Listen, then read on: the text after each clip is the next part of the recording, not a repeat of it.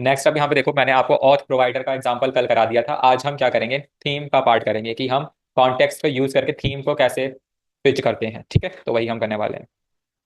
तो सबसे पहला स्टेप क्या होता है, कॉन्टेक्स्ट को क्रिएट करना होता है ना। थीम कॉन्टेक्स्ट, फिर यहाँ पे लिया, इसका नाम मैं दे रहा हूँ theme context dot JS, enter hit किया, आर एफ सी कर लूंगा। ठीक है, यहाँ पे मैं क्या कर रहा हूँ, एक एम्प्टी फ्रेगमेंट टैग ले रहा हूँ। अब इसके अंदर मुझे क्या करना है, अच्छा देखो, थीम जब कॉन्टेक्स्ट क्रिएट करते हैं तो सिंपली ऐसे लिखते हैं, कॉन्स, यहाँ पर मैंने लिखा क्या, थीम कॉन्टेक्स्ट, नेम देना होता है ना एक वेरिएबल की तरह, इक्वल टू करके क्या लिखूंगा, क्रिएट कॉन्टेक्स्ट। क्रिएट कॉन्टेक्स्ट लिख दिया इस, फिर कॉल करूंगा इसको, और इसमें क्या डालना होता है स्टार्टिंग में, नल। ठीक है, अब मेरे को इसको दूसरे पार्ट में भी यूज करना होगा, तो सिंपली मैं इसको एक्सपोर्ट कर दूंगा।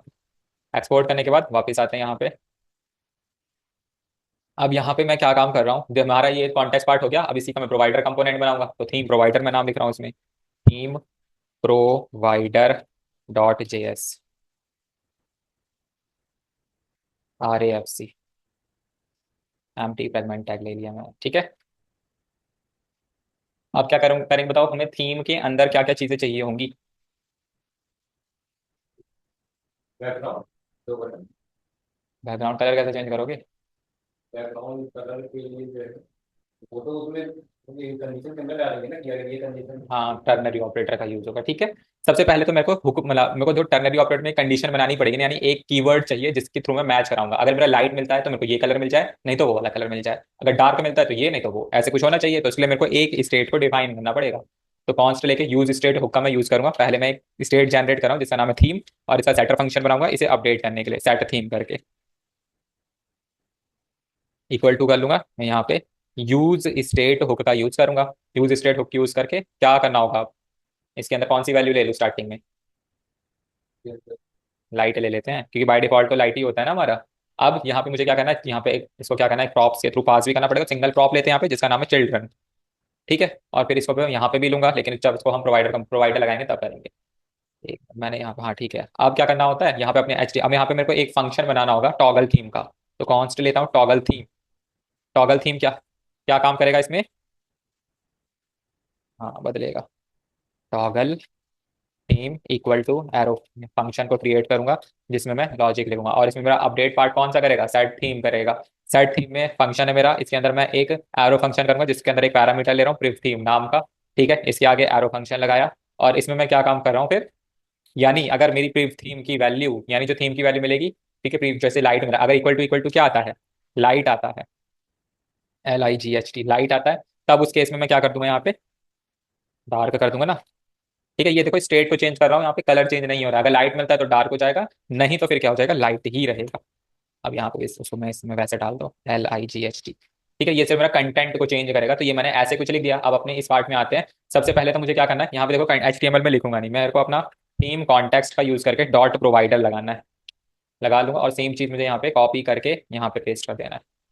ठीक है, अब इसके अंदर मेरे को क्या करना पड़ेगा, सारी वैल्यूज भी यूज करनी है, लेकिन किसके थ्रू पास होगा, वो चिल्ड्रन के थ्रू पास होगा। ठीक है, अब यहाँ पे मेरे को वैल्यूज लेनी है, तो वैल्यू ले ली। वैल्यू क्या क्या चाहिए होगी यहाँ पे मेरे को, एक तो थीम यानी स्टेट चाहिए आपको, ताकि इस स्टेट को दूसरे कंपोनेंट में पास कर सको, और इसका फंक्शन चाहिए जो कि टॉगल थीम है। तो दो चीज चाहिए, यहाँ पे मैंने ले लिया। अब अपने ऐप डॉट जेएस में आते हैं।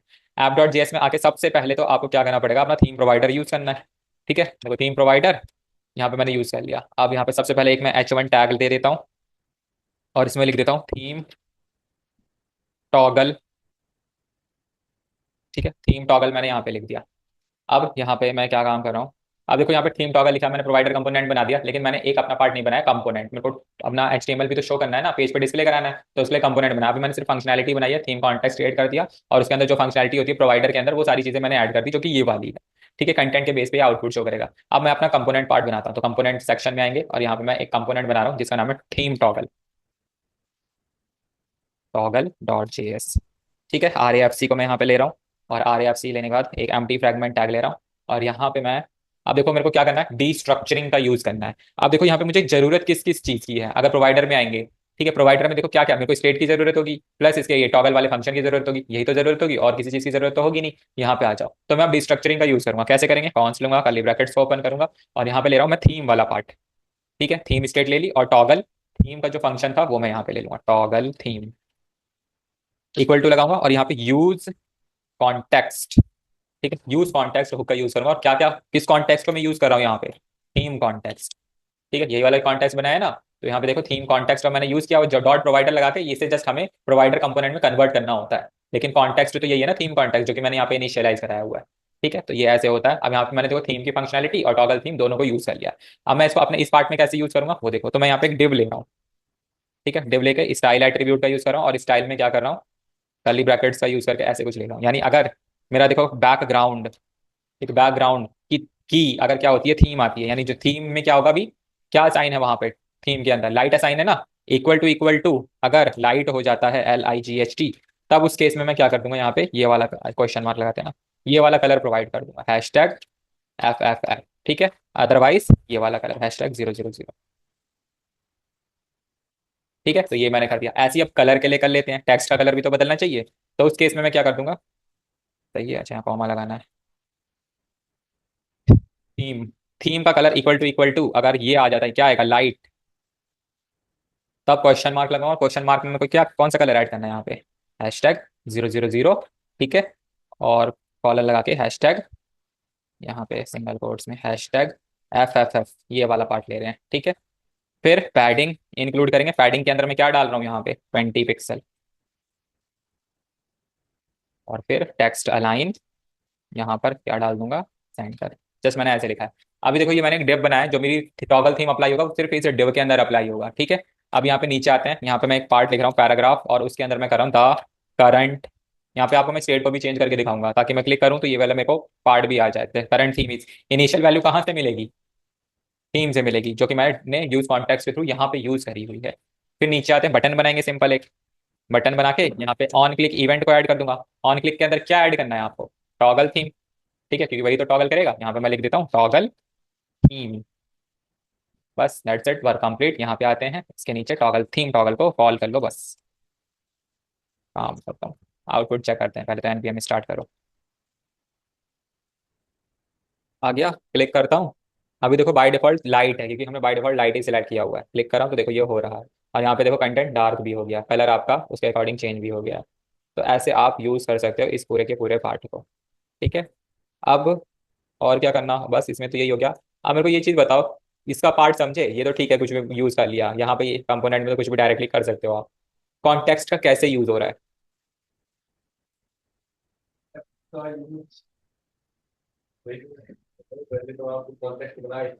हाँ कॉन्टेक्स्ट बना दिया, मतलब एक ऐसा कंपोनेंट आपने बनाया जिसके अंदर सारी फंक्शनैलिटी को ऐड कर दिया है, उससे रिलेटेड जितना भी पार्ट है। ठीक है, फिर क्या किया है, थीम टॉगल नाम का कंपोनेंट बनाया। देखो यहाँ पे मैंने कोई भी फंक्शन नहीं बनाया, ठीक है, एक पेज में बना दिया ना। अब मेरे को देखो यहाँ से इसमें अगर ये पहुंचाना होता तो मेरे को कहीं ना कहीं प्रॉप्स का यूज करना पड़ता, लेकिन मैंने क्या कर दिया, इसको डायरेक्टली यहाँ पे यूज कॉन्टेक्स्ट के अंदर डाल दिया। तो मैं क्या कर पा रहा हूँ, रिस्ट्रक्चरिंग के थ्रू यूज तो कर पा रहा हूँ उसी सेम फंक्शन को, थीम की स्टेट को भी यूज कर ली, नहीं तो मेरे को यहाँ पे यूज स्टेट हुक को भी बनाना पड़ता। ठीक है, और फिर टॉगल थीम की फंक्शनैलिटी भी बनानी पड़ती उसको। हाँ वो तो इनिशियलाइजेशन पार्ट है, आप चाहो तो ये पूरा का पूरा पार्ट यहाँ पे भी डाल सकते हो ऊपर, ऐसा नहीं है कि अलग से ही बना दो, क्योंकि ये तो एक सिंगल एग्जांपल, अगर मल्टीपल थीम्स बनाओगे, मतलब कॉन्टेक्स्ट क्रिएट करोगे, तो इसी के अंदर कर दो ना, बस हर एक के आगे क्या करोगे, एक्सपोर्ट इंक्लूड कर दोगे, तो आप मल्टीपल कॉन्टेक्स्ट को भी यूज कर सकते हो। बस फाइल का नेम कुछ ऐसे रख देना कि वो हर एक कॉन्टेक्स्ट ले यूज हो। या तो आप अलग अलग भी बना सकते हो, या तो आप क्या कर सकते हो, जब मैं क्या कहते हैं प्रोजेक्ट कराऊंगा ना ऐड टू कार्ट वाला, तो उसके अंदर मैं सिंगल पेज में बना दूंगा सब कुछ, सिंगल कंपोनेंट में। हाँ, यहाँ पे देख हाँ, यहाँ पे जैसे मल्टीपल के लिए बस वेरिएबल नेम ही तो बनेगा, बदलेगा। यहाँ पे क्या कर दो, जैसे ऑथ का कॉन्टेक्ट करना है, कौन लिखो, ऑथ कॉन्टेक्ट इक्वल टू में क्रिएट कॉन्टेक्ट, और उसमें नल वैल्यू डाल दो। ठीक है, लेकिन प्रोवाइडर कंपोनेंट अलग बनेगा, अगर करना चाहते हो तो फिर उसको भी करो, फिर उसका अलग से फंक्शन बनाओ, उसके आगे एक्सपोर्ट इंक्लूड करो, जैसे यहाँ पे एक्सपोर्ट डिफॉल्ट थीम प्रोवाइडर हो रखा है, लेकिन ये अलग ही बनाना बेस्ट रहता है। ठीक है, तो बस यहाँ पे वो कॉन्टेक्ट, बस उसके आगे क्या कर देना, एक्सपोर्ट यूज कर लेना, तो वो एक्सपोर्ट हो जाएगा। जरूरी नहीं है कि आप अलग ही अलग बनाओ, बट रिएक्ट है तो इसमें हम कंपोनेंट बेस्ड वर्क करते हैं, तो ऐसा ही होता है वो। अब देखो एक एग्जांपल और बचा, मैं चाहता हूँ कि वो आप खुद से ट्राई करना, काउंटर वाला ही है। अब काउंटर को कैसे बनाना है यूजिंग कॉन्टेक्स्ट, वो आप देखना, कल मैं आपको इसका प्रोजेक्ट करवाऊंगा, जो कि ऐड टू कार्ट है। तो डिफरेंस करना कि आपने जो ऐड टू कार्ट का प्रोजेक्ट किया है, ऐड टू कार्ट का प्रोजेक्ट करना उसे, ठीक है, जो मैंने कोड भेजा है, कोड, ठीक है, नहीं भेजा कोड भेज दूंगा, उसको करना। ठीक, उसको करना, और फिर मैं कल कराऊंगा आपको ये वाला कॉन्टैक्ट्स के थ्रू। तो डिफरेंस करके मेरे को बताना कि दोनों में डिफरेंस क्या आ रहा है। ठीक है, इससे आपको क्लियर होगा चीज़, और कुछ नहीं। और यहाँ पे क्या बता रहा था, हाँ रिएक्ट के पार्ट को खोलता हूँ, रिएक्ट जेएस।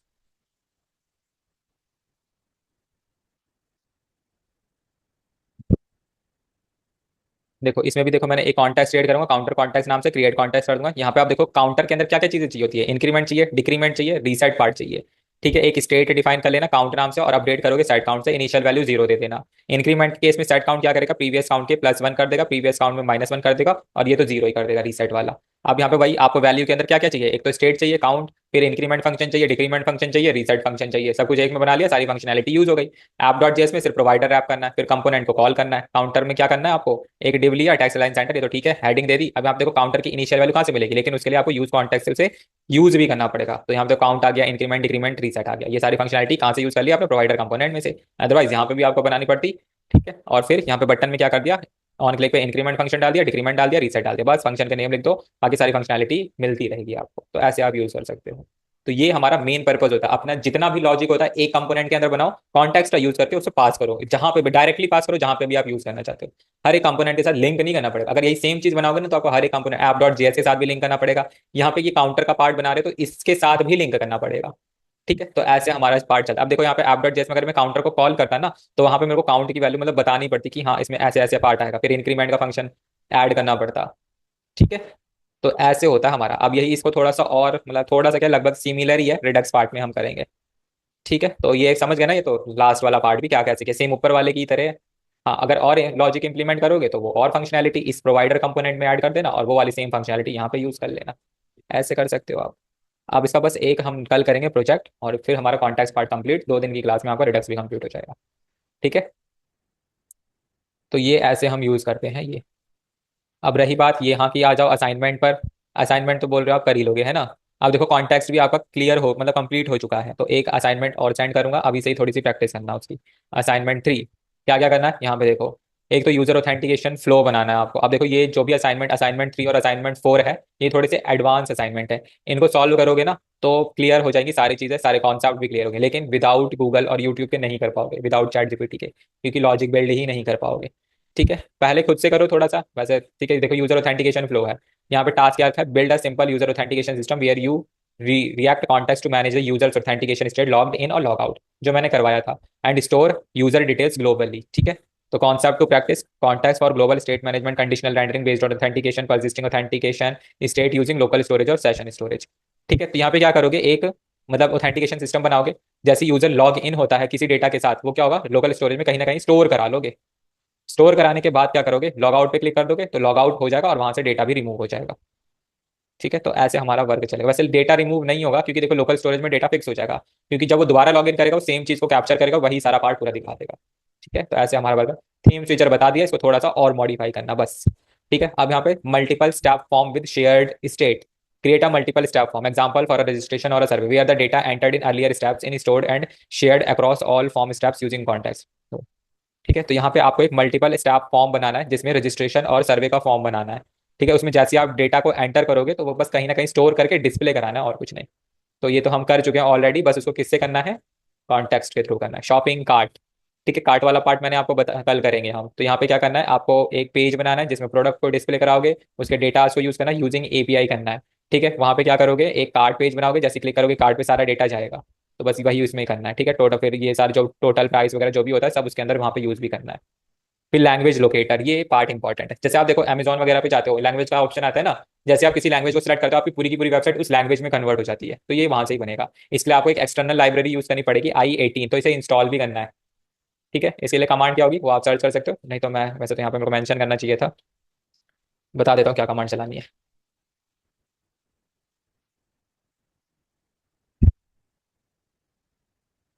तो देखो ये असाइनमेंट करोगे ना, तो अच्छा भी लगेगा और आपको फील भी आएगा कि हाँ मैंने कुछ किया है।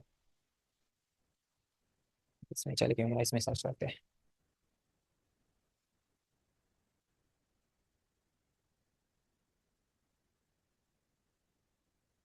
Command of react for this.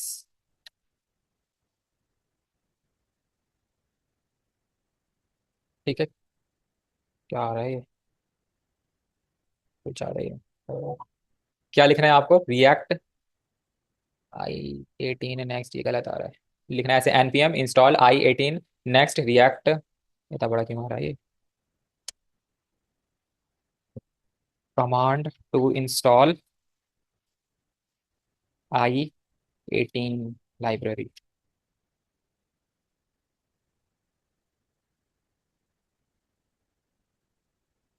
ठीक है, ये कमांड लिखनी है आपको, npm install i18 next react i18 next, ये कमांड चला दोगे, ये लाइब्रेरी इंस्टॉल हो जाएगी। फिर इसको यूज करना है। ये क्या देगा आपको, लैंग्वेज लोकेटर का पार्ट देगा, एक छोटा सा लैंग्वेज सिलेक्ट करने का ड्रॉप डाउन बनाना है, जैसे भी बनाना है आपको। ठीक है, सिलेक्ट के थ्रू बना लेना, उसमें जो भी आप लैंग्वेज सिलेक्ट करोगे या तो जिसके अंदर जो फंक्शनैलिटी होगी, उसमें जैसे आप सिलेक्ट करोगे तो आपकी पूरी की पूरी वेबसाइट उस लैंग्वेज में कन्वर्ट हो जाएगी। इसके थ्रू होगी, ये सारी फंक्शनैलिटी को स्टोर करके रखता है, बस उसको यूज करोगे तो कन्वर्ट हो जाएगा। ठीक है, अब इसे कैसे यूज करना है देखो, मैं कैसे यूज करवाता हूँ, इसका कोड भी दिखा देता हूँ आपको। लैंग्वेज लोकेटर है, इसको इंस्टॉल करने के लिए npm ये कमांड चलाओगे। ठीक है, फिर क्या करना है आपको, एक कॉन्टैक्ट क्रिएट करना है। ठीक है, contact dot local local contact dot JS.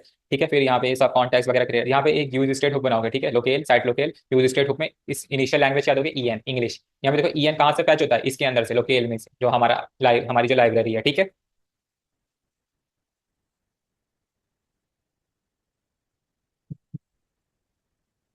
तो ये है यहाँ पे, इस ट्रांसलेशन का पार्ट है। फिर यहाँ पे असेंट का वगैरह का आप देखो, यहाँ पे फैच किया हुआ है इसको। डॉट जेसन एक लाइब्रेरी होगी, वहां से फैच करें, अवेट वगैरह सब कुछ इसके अंदर लगा दिया है। फिर यहाँ पे स्विच लोकेल के लिए न्यू लोकेल, और ये सब पार्ट किया, सेट लोकेल न्यू लोकेल। फिर यहाँ पे क्या करोगे, वही देखो चिल्ड्रन वगैरह पास किया हुआ है, तो ये कर दिया। फिर अपना लोकेल सिलेक्टर डॉट जेएस ये कंपोनेंट रेडी करोगे। उसके बाद देखो यहाँ पे इंग्लिश है और एफ आर फ्रेंच लैंग्वेज है। तो जैसे ही आप क्या करते हो, इस इंग्लिश बटन पे क्लिक करते हो, आपका इंग्लिश पार्ट आ जाएगा, फ्रेंच में क्लिक करोगे तो फ्रेंच पार्ट आ जाएगा। तो ऐसे आप कर सकते हो। अब इसी कोड को क्या करना, थोड़ा सा मॉडिफाई करना, कॉपी पेस्ट करना, और चैट जीपीटी में डालना, और बोल देना give me more languages to select. अब यहाँ पे बस आपको ये थोड़ी सी लाइब्रेरी को थोड़ा सा देखना पड़ेगा कि en में कौन सी लैंग्वेज मिलती है, fr में कौन सी, क्योंकि यही लैंग्वेज, ये जो कीवर्ड है यही टारगेट होते हैं। तो इस पे जो क्लिक करोगे वो आपको फैच होकर वो वाला डेटा कन्वर्ट कर देता है उसमें। तो ऐसे होता है। ठीक है, देखो वही सेम है कॉन्टैक्ट्स के थ्रू, तो स्टेट आपकी प्रॉपरली चेंज हो जाती है। चलो ठीक है, पहले इसे करो, फिर आंसर तो मैं लास्ट में सबको ही भेजूंगा। असाइनमेंट सेंड कर देता हूँ आपकी। असाइनमेंट में आपको दिखाता हूँ। फोर फोर और टफ, मतलब फोर हर एक असाइनमेंट अपने रूप में एक तरीके से प्रोजेक्ट ही है। ठीक है, टू डू लिस्ट बनानी है जिसमें आपको लोकल स्टोरेज फंक्शनैलिटी को ऐड करना। अब ये जब टू डू लिस्ट बनाओगे, उसमें क्या होगा, आपके पास ऑप्शंस होने चाहिए, आपके पास शो होना चाहिए कि आपने कौन कौन सी टू डू लिस्ट क्रिएट करी है। फिर जिस टू डू यानी उस पर जैसी जो लिस्ट आपकी बनी हुई उस पर डबल क्लिक कर दोगे तो वो क्या होगा, कंप्लीटेड की लिस्ट में आ जाएगा। ठीक है, और फिर कंप्लीटेड का जो ऑप्शन होगा उस पर क्लिक करोगे तो वहाँ पे लिस्ट बनी हुई आ जाएगी कि आपकी ये वाली लिस्ट कंप्लीट हो चुकी है। पेंडिंग में जो इस लिस्ट पे आपने डबल क्लिक नहीं किया होगा पेंडिंग में होगा, तो वहाँ पे आपको पेंडिंग टास्क में दिखाई देगा। तो इस तरीके से ये बनाना है। फिर शॉपिंग कार्ड विद, यहाँ पे रिडक्स टूल किट करना है, यहाँ पे ऐड टू कार्ड बटन होना चाहिए, कार्ड पेज पे सारे प्रोडक्ट्स मतलब ऐड होने चाहिए, और यहाँ पे बस लोकल स्टोरेज फंक्शनैलिटी को ऐड करना है, बाकी सब वही है। ठीक है, अब यहाँ पे ऑथेंटिकेशन विद रिडक्स, यही वही लॉग इन लॉग आउट का पार्ट है, लेकिन रिडक्स के थ्रू करना है। अब यहाँ पे fetch user details from a fake API, देखो यहाँ पे डायरेक्टली एपीआई को भी दे रहा है, Jason place holder dot Taipei code dot com, इसको यूज करोगे, क्लिक किया देखो यहाँ पे, तो ये यहाँ से देखो ये वाली एपीआई को आप यूज कर सकते हो। ठीक है, टू डू इसकी, तो यहाँ से आपको मिल जाएगा। तो यहाँ पे भी लोकल स्टोरेज फंक्शनैलिटी को ऐड करना है। फिर एक्सपेंस ट्रैकर, एक्सपेंस ट्रैकर क्या होता है, मतलब टोटल जो भी आप इसमें ऐड करोगे, किसी एक्सपेंस को डिलीट करना है, एडिट करना है, और फिर अपना लास्ट में व्यू टोटल एक्सपेंस करोगे। इसके लिए भी आपको रिडक्स का यूज करना पड़ेगा। ठीक है, फिर वेदर ऐप, ये आपका पूरा का पूरा एक प्रोजेक्ट है। ठीक है, इसमें क्या करना है आपको, वेदर एपीआई का यूज करना है। एक वेदर एपीआई होती है, उसमें जो भी एपीआई आपको मिलेगी वो आईडी क्रिएट करके मिलेगी। ठीक है, उसमें जो वेदर की इंफॉर्मेशन होगी वो आपको वहां पे पैच करानी है। तो जो वेदर उसमें मिलेगा आपको डे टू डे अपडेट भी होता रहेगा। तो ऐसा कुछ पार्ट बनाना, बाकी यूआई आप कैसे भी बना लो। फिर मूवी सर्च ऐप, तो मैंने आपको जो प्रोजेक्ट दिया था वो यहीं से उठा के दिया। तो यहाँ पे देखो एक www.omdapi.com ये वाली एक एपीआई है। ठीक है, यहाँ पे आपको क्या करना है, इस वेबसाइट पे जाना है और यहाँ से वो मूवी के लिए एक एपीआई मिल जाएगी। बट उसके लिए आपको यहाँ पे लॉगिन वगैरह करना पड़ेगा। तो यहाँ से एक एपीआई को यूज करना, अदरवाइज तो मैं देखूंगा कहीं मिल जाएगी। वहाँ पे क्या करना है आपको, देखो स्टोर सर्च रिजल्ट, तो रिजल्ट सर्च फंक्शनैलिटी को ऐड करना है, add remove movies from favourite list. ठीक है, एक पार्ट बनाओगे फेवरेट लिस्ट का जहाँ पे आप ऐड करा पाओगे, ऐड टू कार्ट जैसे होता है ना, और उसी के साथ क्या करोगे, लास्ट सेक उसी के सामने एक बटन बना दोगे डिलीट का, वहां से वो डिलीट भी होना चाहिए। तो ऐसा पार्ट बनाना है। डिस्प्ले मूवी डिटेल्स होना सेपरेट, मूवी की डिटेल के लिए आप एक सेपरेट पेज बनाओगे, सेपरेट पेज नहीं बनाना, कार्ड पेज ही बनाना है। कार्ड फॉर्म में जो होगा उस पर क्लिक करके हमें डिटेल पेज दिखना चाहिए।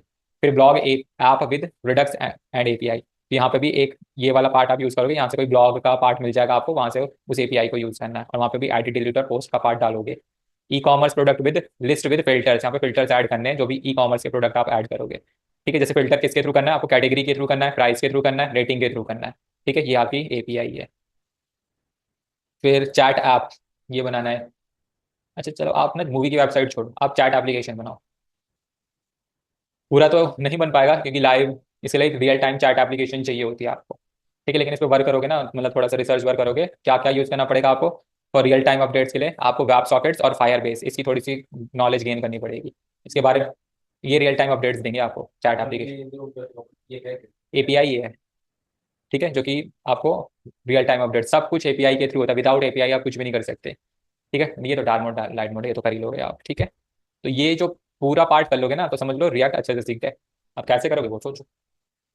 आंसर्स मैंने देखो लिखे हैं, लेकिन वो बहुत रफली आंसर्स हैं, पूरे प्रोजेक्ट में नहीं है, तो जस्ट एक रेफरेंस के रूप में हेल्प ले सकते हो, लेकिन जो पूरा एक यूआई बेस्ड सब कुछ करना होता है वो आपको ऐसे ही करना पड़ेगा, मतलब थोड़ा सा रिसर्च करके हर एक चीज़ की नॉलेज लेनी पड़ेगी। तो साइड बाय साइड इसे करते रहना, कहीं कुछ प्रॉब्लम आएगी तो फिर मैं भी सर्च आउट करूंगा आपके लिए। ठीक है, तो ये लास्ट में दूंगा जब खत्म हो जाएगा रिडक्स, उसके लिए पहले थोड़ा सा समझ, वैसे ही है सेम कॉन्टेक्स्ट की तरह, बस थोड़ी से स्टेप्स बदल जाएंगे लिखने का तरीका, बाकी उसका भी मतलब वही है। ठीक है, तो अभी पहले 3 असाइनमेंट्स कंप्लीट करो, ये जैसे ही कंप्लीट होता है मुझे बताना, मैं ये असाइनमेंट भेजूंगा विद आंसर, फिर इसे धीरे धीरे कंप्लीट करते रहना। ठीक है, चलो आज के लिए फिर इतना ही, बाकी अब कल करेंगे।